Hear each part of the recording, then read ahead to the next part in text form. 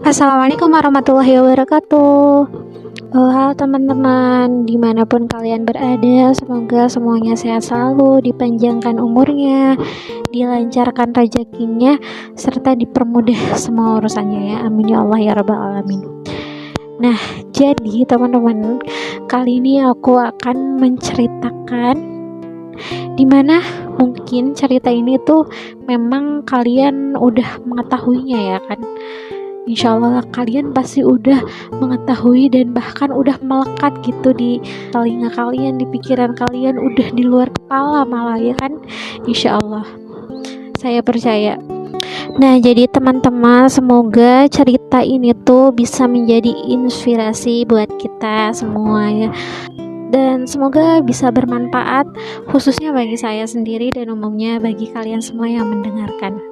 Nah, jadi sekarang kita langsung saja ke ceritanya. Ini tuh adalah episode 1, saya menceritakan tentang kisah hikmah ya. Judulnya adalah Tidak Berputus Asa Atas Rahmat Allah. Nah, jadi gini teman-teman, jauh sebelum diutusnya baginda Rasulullah Shallallahu Alaihi Wasallam, ada seseorang di mana orang itu benar-benar berprestasi, benar-benar tingkat tinggi prestasinya dalam kejahatan. Kenapa dibilang seperti itu? Karena dia telah membunuh 99 orang tanpa alasan yang benar. Namun demikian tergeraklah hatinya ingin bertaubat kepada Allah. Tapi dia bimbang, akan adakah peluang baginya untuk bisa kembali ke jalan yang benar, untuk bisa kembali ke jalan Allah gitu. Setelah itu teman-temannya menyarankan dirinya untuk menemui seorang rahib. Untuk apa menemui seorang rahib? Untuk menanyakan hal itu, hal tadi yang kebimbangan dirinya gitu. Setelah itu, ketika dia sudah tiba di tempat sang rahib, dia menceritakan kegundahan hatinya dan keinginannya untuk bertaubat. Lalu sang rahib bertanya kepada dirinya, "Apa kesalahanmu?" Dan dia pun berkata dirinya telah membunuh 99 orang tanpa alasan yang benar. "Apa?" seru seorang sang rahib tadi. Dengan penuh kekagetan, rahib itu mengatakan juga kepada dirinya, membunuh 99 orang tidak ada jalan bagimu. Tempat yang tepat bagimu adalah neraka. Lelaki itu sangat kecewa sekaligus dia marah, teman-teman. Dia sadar memang kesalahannya begitu besar sekali. Tetapi cara sang rahib menyikapi dan memponis seseorang tersebut, dan itu melukai hatinya, perasaannya. Walau hatinya mulai melembut dengan keinginannya untuk bertaubat, tetapi juga jahatnya belum benar-benar menghilang. Tanpa banyak bicara, dia mengambil pisaunya dan membunuh sang rahib. Genap sudah 100 nyawa tidak bersalah yang melayang di tangannya. Akan tetapi panggilan ilahiyah ingin sekali bertaubat dalam hatinya selalu mengganggu perasaannya. Hanya saja ia tidak tahu harus bagaimana. Suatu ketika ada seseorang yang menyarankannya untuk menemui seorang alim di suatu tempat.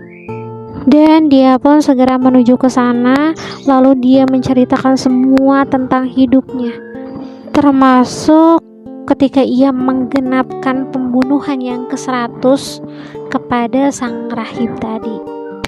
Dan selain menceritakan itu, beliau juga menceritakan keinginannya untuk sangat ingin bertaubat kepada Allah dan ingin kembali ke jalan Allah. Sang alim yang bijak itu, beliau berkata bahwasanya tentu saja bisa, dan tidak ada seorang pun yang bisa menghalangi keinginanmu untuk bertaubat kepada Allah. Tetapi tinggalkanlah kotamu itu karena di sana memang kota maksiat. Jadi pergilah ke kota lain karena di sana banyak orang yang bertaubat, banyak orang yang beribadah kepada Allah, dan beribadahlah engkau bersama mereka. Dan jangan pernah kembali ke kotamu itu. Insya Allah di sana kamu akan mendapatkan ampunan dari Allah, rahmat dari Allah, dan dimudahkan kepadamu kepada jalan kebaikan. Dan lelaki itu pun segera berangkat ke kota yang dimaksud sang alim. Nah, tetapi di tengah perjalanan kematian menjemputnya. Datanglah malaikat untuk menjemput jiwa laki-laki itu. Satu malaikat rahmat dan satu lagi malaikat azab atau siksa. Nah, mereka bertengkar. Mereka merasa berhak untuk membawa jiwa di lelaki tadi. Lalu malaikat rahmat berkata, dia telah bertaubat kepada Allah dengan sepenuh hatinya. Lalu malaikat azab pun berkata, dia tidak pernah berbuat kebaikan sama sekali. Justru kejahatannya yang bertumpuk-tumpuk. Mereka berdua terus beradu argumentasi sampai akhirnya Allah mengutus lagi malaikat yang dimana malaikat itu menjadi hakim untuk mereka berdua. Dan malaikat itu dijadikan bentuk seperti manusia. Setelah masing-masing mengajukan pendapat, lalu ia berkata, ukurlah jarak dua kota itu dari kematiannya ini. Mana yang lebih dekat, maka dialah golongannya. Mereka mengukur jaraknya dan ternyata kota yang dituju atau kota kebaikan dan kota tempat beribadah itu lebih dekat sejengkal daripada kota maksiat yang ditinggalkannya. Maka dirinya dibawa oleh malaikat rahmat dan diberikan ampunan oleh Allah Subhanahu wa taala. Masya Allah. Dalam riwayat lain disebutkan bahwasannya sebenarnya laki itu belum jauh dari tempat maksiat tersebut, tetapi Allah berkehendak memang sudah mengampuninya, sudah mengampuni dosa-dosanya. Maka dari kematiannya itu kota ibadah dipanggil lebih dekat dan kota maksiat dihalau menjauh hingga jarak keduanya hanya selisih sejengkal tanah lebih dekat kepada kota kebaikan. Jadi di sini kita dapat mengambil hikmah. Yang lebih tepatnya kita bisa mengambil hikmah bahwasanya jangan pernah putus dari rahmat Allah.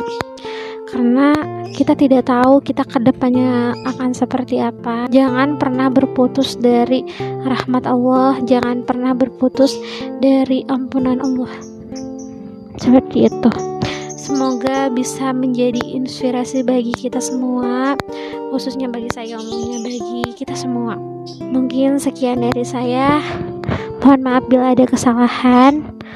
Assalamualaikum warahmatullahi wabarakatuh. Dadah.